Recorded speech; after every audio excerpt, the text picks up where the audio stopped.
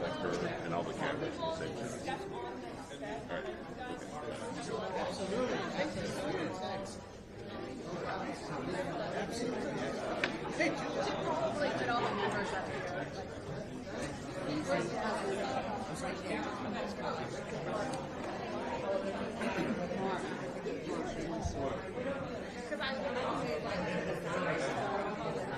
Jasmine. Yeah. Kind of tall. I know, you know, I'm good here, right? Yeah, okay, that's fine. Got damaged and you need to get it up. Now you have someone to identify to get it.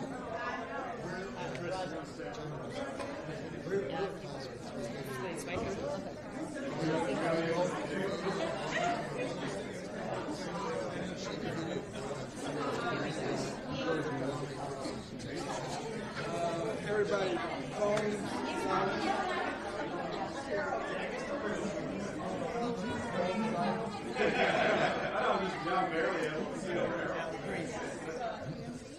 I've made that mistake many times.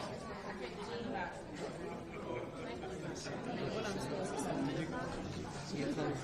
I know, well, I don't know what I'm supposed to do.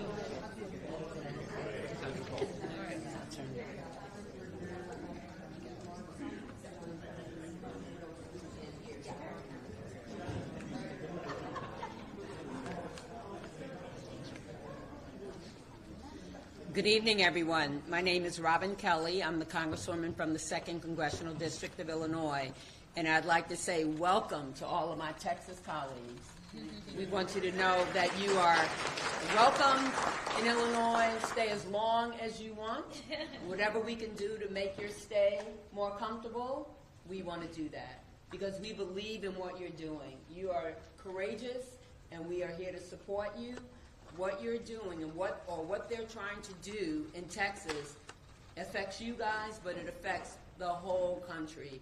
When you want to remove 5 Democrats, that hurts us in the House. As you can see what happens now when there's not enough Democrats to stop the big ugly bill and all the other stuff that they've been doing. They are trying to destroy our democracy, destroy fairness in our country, and unfortunately they're starting with Texas.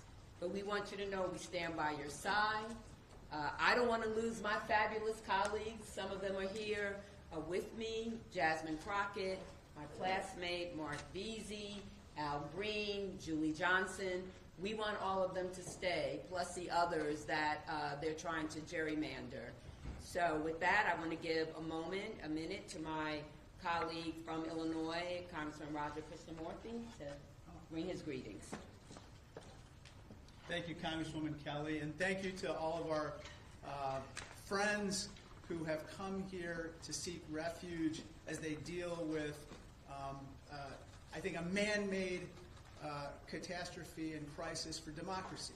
I have 3 points I want to make. First of all, when a flood devastated parts of Texas, leading to 130 people dying, including children, did Greg Abbott call a special session to create disaster relief for people? No. Did he call for a special session to help families rebuild? No. Did he call a special session to strengthen warning systems so that people could avoid the catastrophe that happened during the flood? No. Instead, he did the bidding of Donald Trump, who asked him to basically banish Democrats from the federal delegation representing Texas in Washington, D.C. My second point is this. Greg Abbott, don't mess with Texas. Don't mess with Texas, because the people here represent Texas. You can silence them, you can smear them, you can saddle them with debts and fines, but you cannot intimidate them. And these people will not be intimidated. So I lead to my third and final point. Don't mess with democracy. Don't do it. You can play that game in Texas. You can gerrymander the hell out of that map. Guess what? 2 can play that game. other states will do exactly the same thing and neutralize what you're trying to do in Texas. It's not going to work because we are not going to let it work. We are going to stand strong with these courageous individuals who are standing behind me, who've come to Illinois knowing that the rest of the nation is with them. Thank you so much. Thank you, Congressman. And as he said, we are ready to fight fire with fire. No butter knife to the gunfight. We are ready to bring the fire, bring the heat. We can do that too. And it's absolutely my pleasure to introduce Chair of the Progressive Caucus, Representative Ana Maria Rodriguez Ramos. I got that out.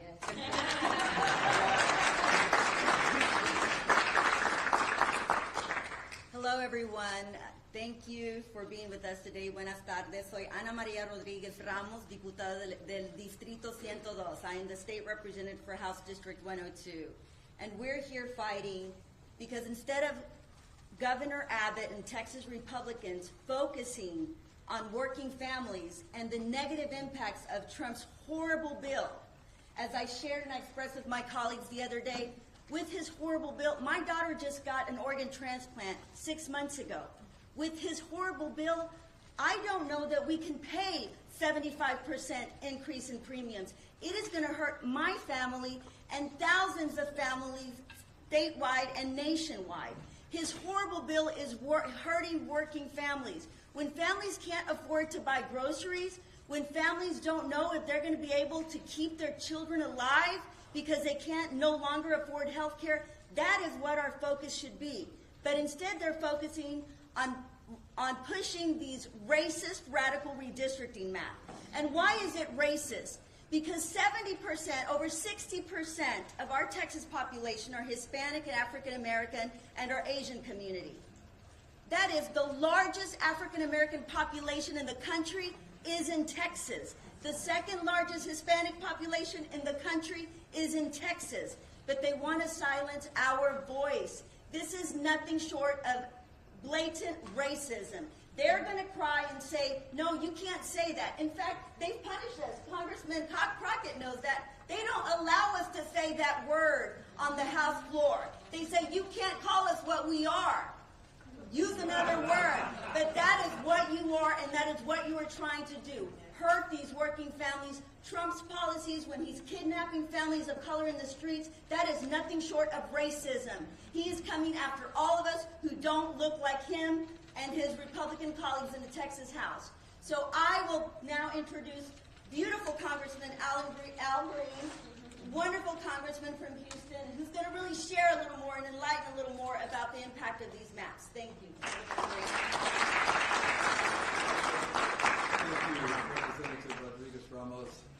Friends, after her profound words, it just seems to me that we ought to give her another expression of appreciation.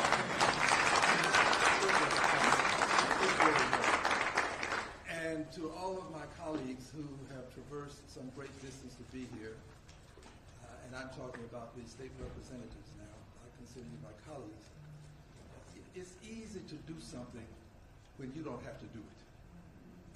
They are leaving their homes, they're leaving their families, they have jobs, they have responsibilities, and this is courage that is uncommon.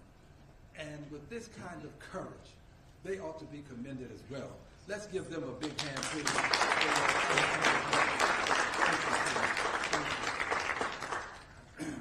Yes, we have a challenge before us. Dr. King reminded us that life is an inescapable network of mutuality, tied to a single garment of destiny. What impacts one directly impacts all indirectly. And that's what we're facing now, this challenge of it not being Texas. It's not just Texas. It really is the United States of America, because if they succeed in Texas, they will take this to other states. They will take this to the county court level. They will take this to the commissioners, the school boards. They will take this across the length and breadth of the country, but they'll do it if we only stand by and watch them. But if we take a stand, we can stop them That's what we're doing today. We're taking a stand, and we're going to prevent them from going forward in Texas. And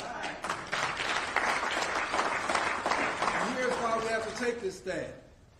Because one vote makes a difference. One vote makes a difference. It was one vote that allowed them to get the big, ugly steal out of the House. One vote. And it was one vote in the Senate with the vice president casting that vote that allowed it to get out of the Senate and back to the House. Friends, I regret to tell you that the 18th Congressional District was not represented when that first vote took place. It was not. If the 18th had been represented, they'd have to find that one vote someplace else. One vote makes a difference. And in Texas, they are trying to silence 5 Democratic voices in the Congress of the United States of America. They have already made an effort to eliminate some of the districts. They're no longer going to be, there's no possibility of Democrats being elected. They are doing what the president has insisted be done, and I want you to know that we didn't introduce the race card. When this message was sent by and through the Justice Department to the state of Texas, to our Attorney General, they mentioned the race card because they talked about racial gerrymandering. They brought it up, and when they brought it up, they did it knowing that this was a buzzword. It was a trigger. They knew that if they could use the race card in Texas, where we've had white primaries, and when the Supreme Court said, well, you can't do that, then we had white pre-primaries, where we've had all sorts of obstacles to voting, they knew that that's a buzzword that people would respond to in Texas. But we are going to respond to that buzzword by telling them that your racism is not going to change democracy in the state of Texas, is not going to change it in the United States of America. Racism is going to be met with our taking a stand for democracy. You take a stand for racism, we will stand for democracy, and we will win. We will win. Democracy is going to win. My final comment is this. As you know, the president and I don't exchange Christmas cards. The president is a very vindictive person. He is a don't bring me any bad news person. Just fired someone because he got bad news. We friends have to understand what we're dealing with. And if we understand what we're dealing with, we can stop what we're dealing with. We're dealing with an egomaniacal person who believes that he has to be right, and if he's not, then the world is wrong. He would impeach judges that differ with him. He would fire people that don't give him good news. He would change congressional districts just to get rid of people that have challenged him. But I want you to know this. The challenge is not over. It is not. Yes, we have brought challenges against him, and I want to assure you of this. There are no circumstances that will prevent me from continuing to challenge the bigotry emanating from the presidency in policy. I will not stop, and I promise you, this president is going to, he's going to be brought down. Yeah. He's going to be brought down. He has to be brought down. And I don't mean physically. I'm talking about politically. We will bring him down. He will be impeached again. I thank you. I'd like to bring on Chair Jessica Gonzalez. Hello, again, my name is Jessica Gonzalez, and I'm proud to represent House District 104, which includes parts of Dallas and Grand Prairie. I'm also honored to be the chair of the Texas House LGBTQ caucus. Look, when we all got elected here, we were elected by our constituents, and that's who we work for. They elected us to represent their voices, their family, and their future. And that's exactly what we're all doing here by denying Texas Republicans quorum in order to pass these rigged congressional maps. And so I'm very proud to stand united with my Democrat colleagues. Look, one thing I do know is that Texas House Democrats know how to fight. We've been in these fights before. We've had to fight every single day when we're in regular session. And so we have our sleeves are rolled up, and we're ready to take this fight wherever it's going to take us, because our communities, our state, and our nation is definitely worth fighting for. And we know this is not about providing flood relief, because these congressional maps have been pushed. We have not had real discussions about providing folks relief who are in desperate need of it. And so we're just not going to stand for it. We're tired of it, and we're not going to let them do that to our communities. And so I'm proud to stand here united with my Democrat colleagues. You know, when I first got elected to House District 104, I was the first Latina to ever serve in that position, and I'm very, very proud of that. My community is a majority-minority district, and so when we do these kinds of, play these political games that Republicans want to play with our communities, it hurts our people like in my district, and the districts of people that are standing behind me. And we take our jobs serious, unlike Texas House Republicans. So thank you. And next, I want to introduce our former colleague, Congresswoman Julia Johnson.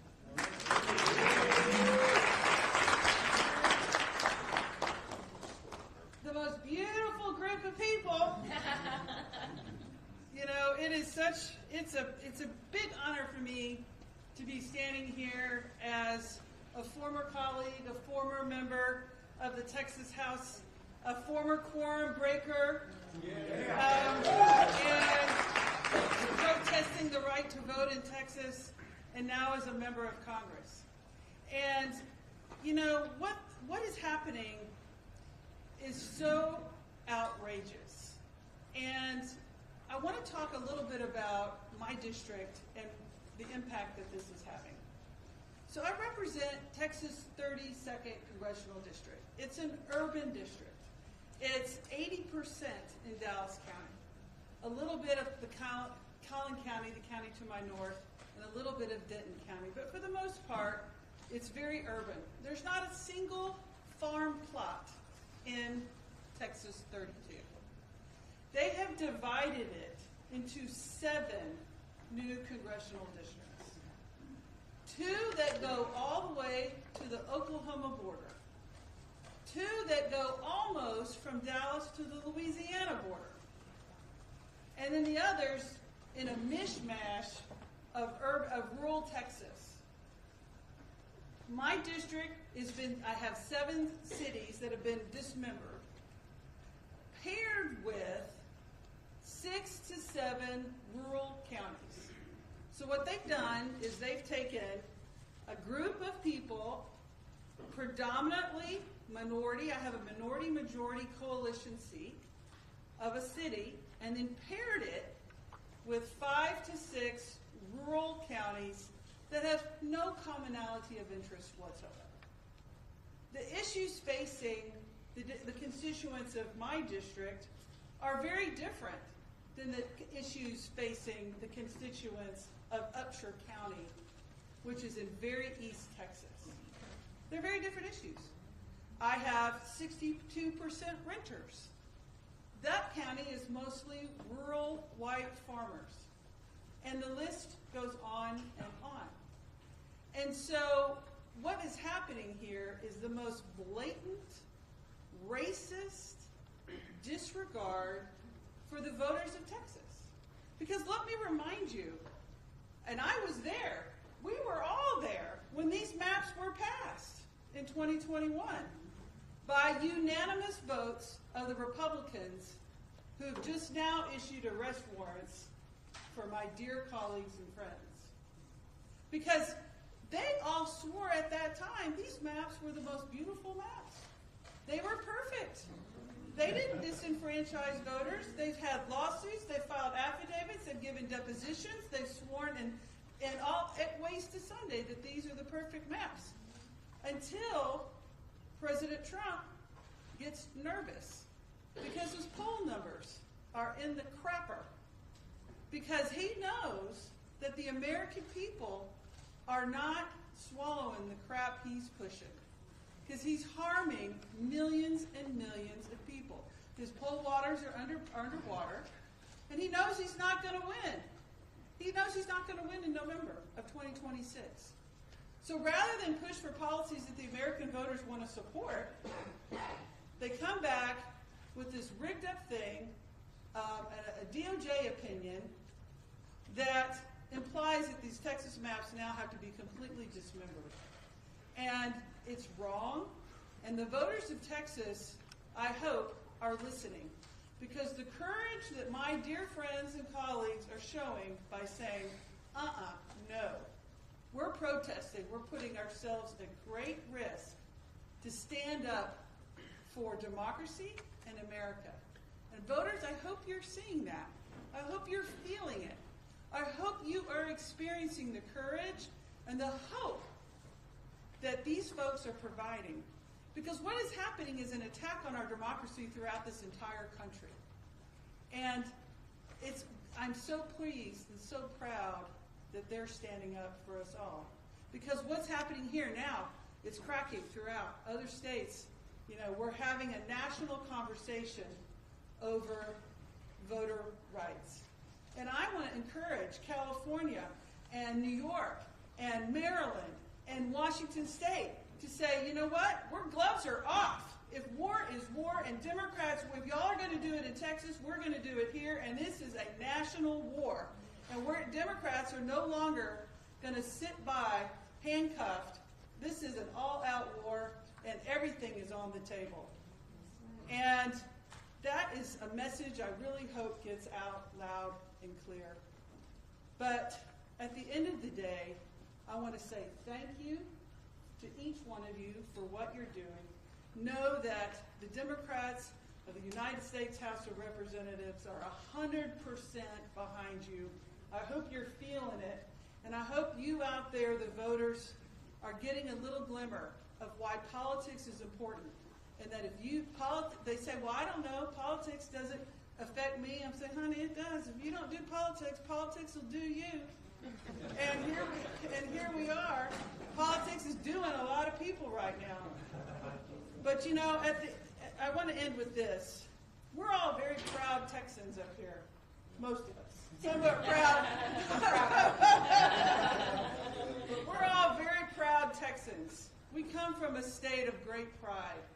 And I never thought, as a Texan, as an elected member of the Texas House of Representatives, and now as an elected member from Texas to the United States House of Representatives, that I would see the governor of the proud state of Texas bend a knee to a felon from New York. Never thought I'd see the day, but here we are. Now it's my honor to introduce Rep. Busey. Thank you all so much. I'm so proud to stand with my colleagues in the Texas House and our friends in Congress. We're all here tonight, not on vacation. We are here fighting and actively working for our constituents and the people of Texas. This is us on the job, fighting for our constituents. Hi, everyone. My name is State Representative John Busey, and I have the great pleasure of representing Austin in House District 136. Look, I didn't run for office to walk out of the Capitol.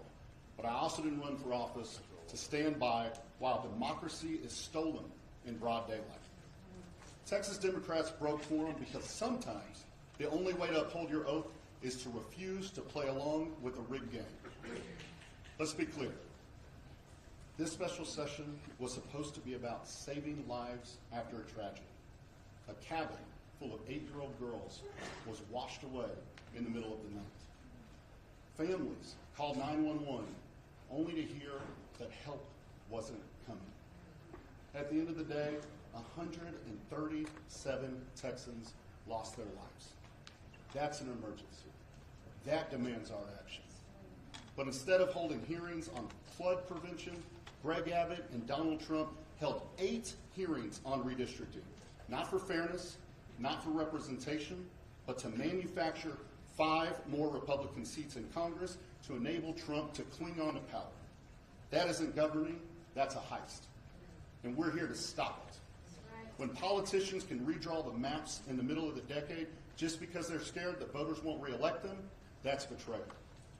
Look, the governor can lie all he wants, but we're not running away, we're running into the fight. Texas Democrats are standing up for one of our most basic American principles, the right to representation. So no, this isn't political theater, it's survival.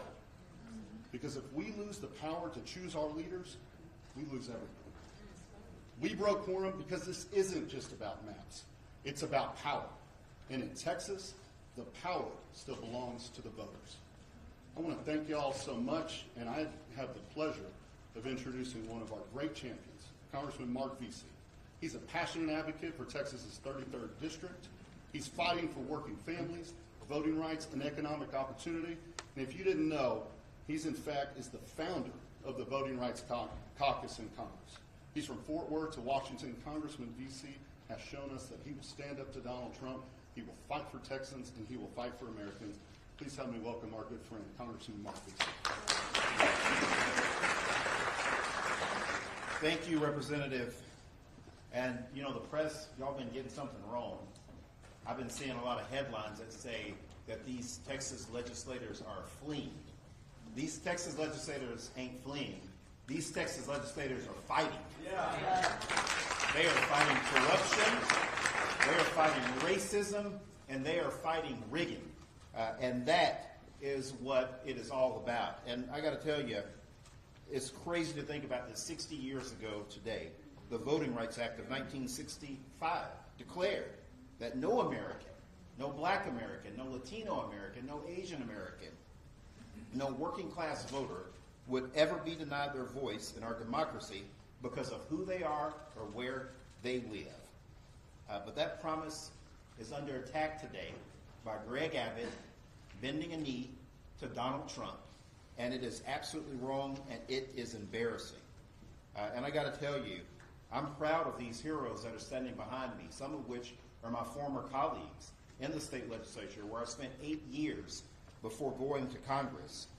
And I got to tell you, I came into Congress right after the 2003 mid-decade redistricting, when a group of Democrats had just left the state to block discriminatory redistricting that had happened literally just before I was sworn in. And I got to tell you, we made a big mistake back then.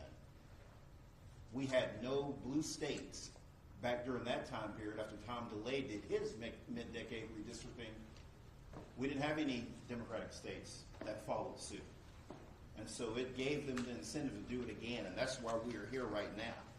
But I got to tell all of my friends that are Republicans, that are out there watching right now, the game has changed, baby. It ain't the same no more. It ain't the same no more. We are going to match Donald Trump's energy when it comes to redistricting. As it was said before, it's been Democrats, we have shown up to a gunfight with nothing but good intentions and dull knives. And that era is over. We are not going to unilaterally disarm. And that's what's different this time around. And so to the governor of this state, of Illinois, the governor of California and New York, thank you for standing tall with us. We need our other Democratic governors in New Jersey, New Mexico, Maryland, Jersey, Maryland, Oregon, and Washington. We need for them to stand with us now also. This is serious business. This is absolutely serious business. Democracy is at stake here, and we have to keep fighting Donald Trump each and every step of the way. With that, I now call back to the podium Representative Harold Dutton, who I served with out of Houston. Harold?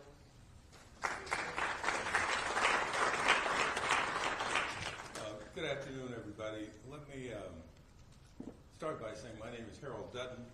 I'm from Houston. Most people say I'm from Fifth Ward. And I guess that's true. One of the things I learned in Fifth Ward after seventh grade was that we learned that in order to have democracy, it had to be of the people, by the people, and for the people.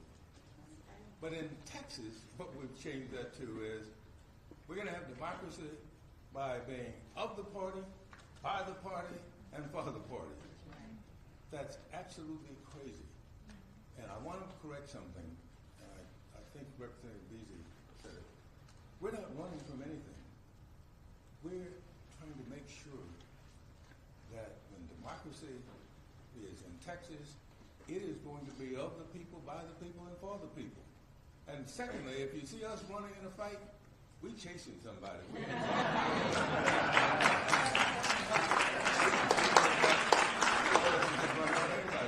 Now, let me end with this. I'm here because one of my constituents told me, she said, well, if you all are going to hang separately, you might as well hang together. And so I'm here with my colleagues because I don't think we're going to hang. Because another constituent said to me, Representative Green, said, you know the story in the Bible about Haman and Mordecai? Haman built the gallows for Mordecai. And guess who they put on the gallows first? Haman. And so I think all of this is going to backfire on these Republicans because I think they have raised democracy issues so far and so high that the people in Texas now are getting the message. And that's one of the reasons we're here. I'm thankful for the Illinois delegation. I have worked with them before. My first cousin was Monique Davis, who was a member of the Illinois delegation for a long time. She said to tell you all hello to because she wanted to go over. I had to stop her from doing that. But again, I think that the challenge for us is really to make sure that our people get to vote. And we're going to do that. Now with that, let me stop and introduce me. No, I'm going to introduce Sojourner Truth, better known as Jasmine Crockett.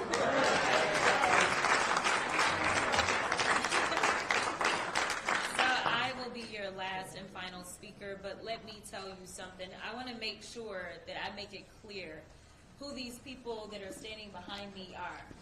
Because I don't think that the American people truly understand the amount of sacrifice that these warriors and heroes are making right now. Most people don't understand that in the Texas House, you only get paid $7,000 as it is as a salary.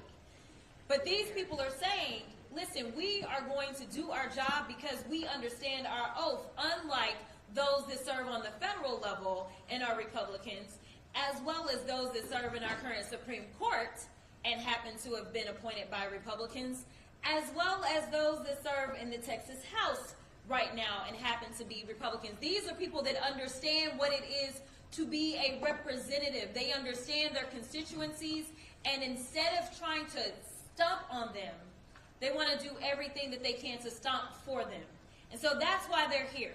Now let me say, this governor talks a lot of noise, and I made sure that I put up my warrant from 4 years ago to make it plain that they talk a lot of noise, but these guys are weak. That's why they're over here trying to bully people. Bullies are always weak. The difference is they expect Democrats to kind of be the nice guys that we are. They expect us to take the punch and say thank you. Well, I am here to tell you not only are we going to punch back, but we're about to beat you down. We are going to win. I'm going to tell you why we're going to win, because people are tired. And as it's already been said, we got a few truth tellers that came before us.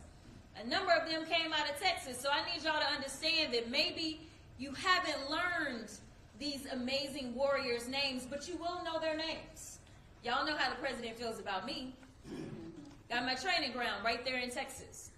We know that there was another amazing black woman out of the state of Texas by the name of Barbara Jordan that had to check another corrupt president by the name of Nixon. So I'm here to tell you, just like I told a group of folk in Arizona yesterday. Frankie Beverly and Mays said it best. We are one. For everyone that's been asking, where are the Democrats? Well, here they are. For everyone that's been asking, where is the fight? Well, here it is. But let me tell you something. Don't leave them out on the ledge by themselves. They need to know that you, the American people, stand with them because they are standing for you. There's so many people that they will never meet, but they understand the importance of making sure that they have a voice when it comes to their government. They understand the importance of standing for what democracy is and making sure that it does not fall by the wayside. They understand that we have a Timmu Hitler in the White House right now that thinks that he is going to become the dictator of the United States. Well, I got another thing to tell you, sir. The Democrats, no matter whether we're talking about these Texas House Democrats, or whether we're talking about the governor from Illinois, the governor from California, or whether we're talking about New York, or I can go through the states, and it's not just the governors. It is the state houses. It is the state senators. It is those congressional delegations that are saying, do what you got to do, and I will fight, and I will win, and I will earn my seat back to the people's house in D.C. I am here to tell you that time is up for playing in our faces. The Democrats are not going to stand for this any longer. We know that we are standing for the people. And so long as we stand for the people, I absolutely believe the people are going to stand for us. So I just want to be clear. Do whatever you can to support these heroes. Because they are the ones that had to leave their families. They are the ones that have warrants out for their arrest. They are the ones that are doing things that, honestly, a lot of other people do not have the audacity to do. So make sure when you talk about them, press, put some respect on their names. I appreciate y'all.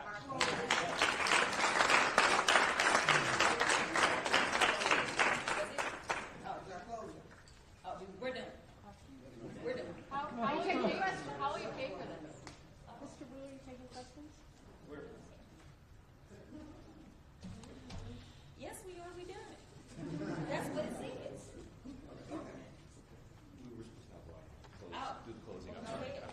Sorry. I am State Representative Ron Reynolds, and I'm proud to serve as the Chair Emeritus of the Texas Legislative Black Caucus under the great leadership of our Chairwoman, Barbara Durbin Hawkins, and as Vice Chair of the House Democratic Caucus under the great leadership of Chairman Gene Wu. And we're all united, standing on the right side of history. You know, Congressman BC's right. It was 60 years ago that the Voting Rights Act of 1965 was passed into law. And it was signed by a great Texan by the name of Lyndon Baines Johnson. But that Voting Rights Act didn't come easy. It came as a result of people who made the ultimate sacrifice, people who we may remember, like Congressman John Lewis, who made good trouble. He risked his life to end Jim Crow.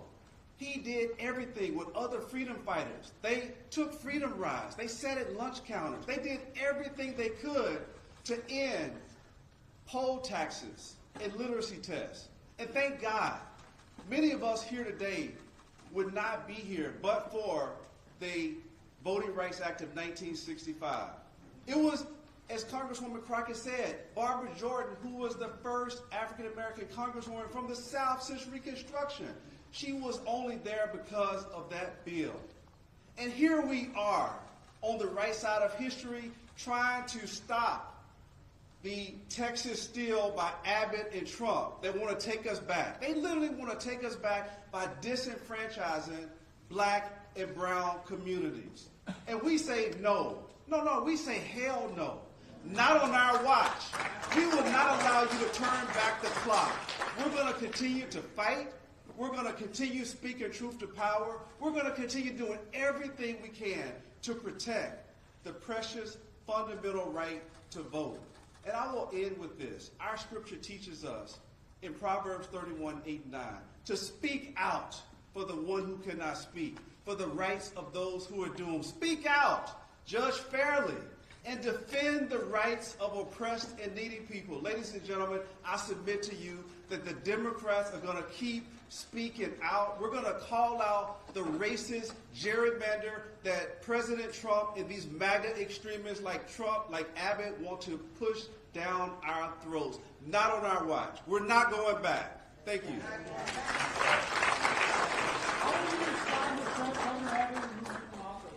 Thank you very much. I want us to be giving a special thank you to the IBEW for hosting us, and thank you for all of the kindness and Illinoisans who have been so nice to us. We're not going to do group questions. Members will be available for individual interviews if you want, but we do, the Democrats, our House Democrats do actually have to make another meeting, so we have a limited amount of time.